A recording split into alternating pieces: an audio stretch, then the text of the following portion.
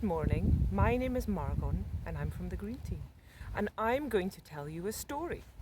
And this story is about how the bears got to hibernate. It was a lovely autumn day, just like today. The sun was shining and lots of animals, including badger, squirrel, mole, frog, fox, were out looking for berries and nuts and apples and anything they could eat. Some animals, like squirrel, would hide the berries and the nuts in their treehouse for the winter. Other animals just fattened themselves up and ate as much as they could. As the animals were wandering about the woods, they noticed that many berries and nuts and other food items were not there. They were getting a bit worried. Who was taking all their food? And then they saw a huge, big paw print. They knew it was Bear. Bear loved to eat. And Bear was the biggest of all the animals. And he would just take the food off everybody without even asking. They asked him not to do that, but he just did it anyway. So the animals got together and had to hatch a plan to stop Bear from eating all the food. They didn't really know what to do until Fox said, "What else does Bear like doing apart from eating? Sleeping? Yes. So maybe we should think how we could combine eating and sleeping to stop Bear from taking all our food, because otherwise we wouldn't have anything for the winter months." So they thought long and hard, and the next morning they had a plan. They all had their jobs to do. Squirrel had to go and find lots of nuts and berries, and Fox was out to look for Bear. And the other animals had to look for a big hollow log and put a trail of berries and nuts into the log.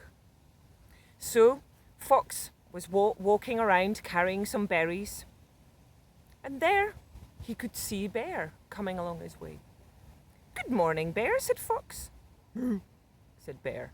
"Are you going to eat that?" And he looked at the berries, and Fox gave it to him, and he said, "Yes, feel free, have it. But I know a place where there's lots more berries."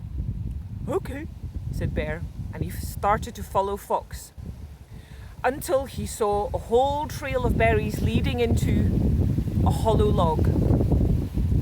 And Bear followed the trail of berries and crawled into the hollow log, and there, after eating all the food, fell asleep. The other animals, frog and mole, they slowly patted the hole of the hollow log closed with mud and sticks until it was lovely and cozy and dark on the inside. Bear fell asleep. Every now and then he would wake up, open his eye, and still dark.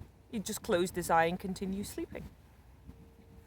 And this continued, and the animals were able to forage for food and berries and nuts, because while Bear was sleeping, he wasn't taking any of their food. So the animals were happy.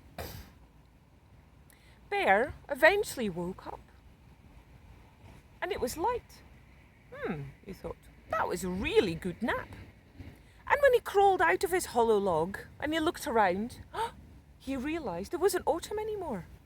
Autumn had passed and winter had passed, and there was spring flowers coming out. Whoa, he thought, that's amazing. I have slept all winter, and now there's lots of food available for me. So since then, bears have always slept all winter, because then they didn't have to feed, and it also meant that other animals had lots of food.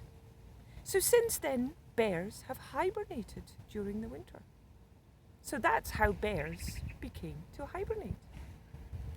So lots of other animals do different things in the winter. Like I said, squirrel, they collect nuts and berries and hide them so they have a stash of food available. Other animals, like many birds, migrate. They fly from one country to a warmer country. Many birds from Scotland fly all the way to Africa and spend the winter over there. Other birds from Greenland, Iceland, Scandinavia come to Scotland and overwinter here. So there's lots of different things that animals do in the winter. So what do you do in the winter to get nice and cozy? And maybe as an activity, you could build your own den, either indoors or outdoors. Or maybe build a den for your little teddy and see if you can make it nice and cosy for him. Thank you.